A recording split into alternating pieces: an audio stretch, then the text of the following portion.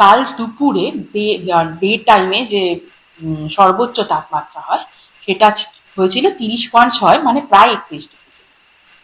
এইবার আমরা যে পূর্বাভাস দিয়েছি আজকে দুপুরের, সেটা মোটামুটি 32 ডিগ্রি উঠবে বলে ধারণা, এবং কালকে সকালে তাপমাত্রা প্রায় 22 ডিগ্রি মতো নামবে।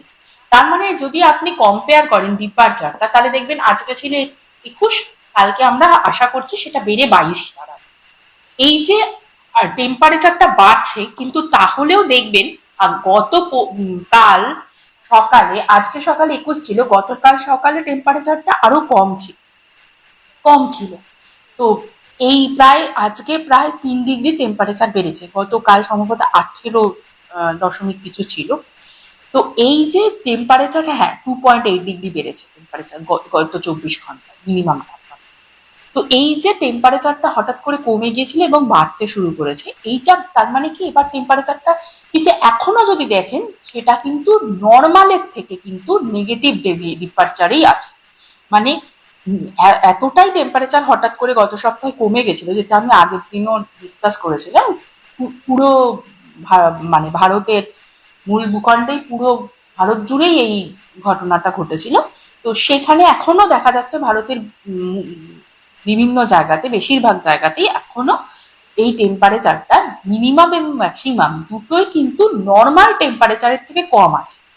যদিও পরশু দিনের থেকে কালকে টেম্পারেচার বেড়েছে, কিন্তু তবুও সেটা নর্মালের থেকে অনেকটাই ডেভিয়েটেড আছে বাড়ার পরেও। আজকে যদি কম্পেয়ার করেন নর্মাল গুলোর সঙ্গে ম্যাক্সিমাম টেম্পারেচারে, ম্যাক্সিমামে এই ডেভিয়েশনটা বেশি আছে।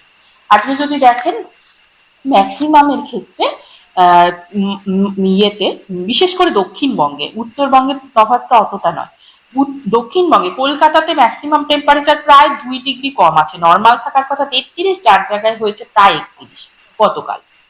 আচ্ছা, শ্রীনিকেতনের তফাৎটা রয়েছে প্রায় 2.6,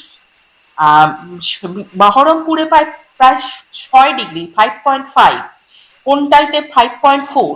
এই যে এতটা ডিপারচার এখনো রয়ে গেছে, এবং 24 ঘন্টায় সেটা কিছুটা বাড়লেও আশা করা যাচ্ছে এই ডিপারচারটা আস্তে আস্তে ধরে নেবে, আবার নর্মালে উঠে আসবে।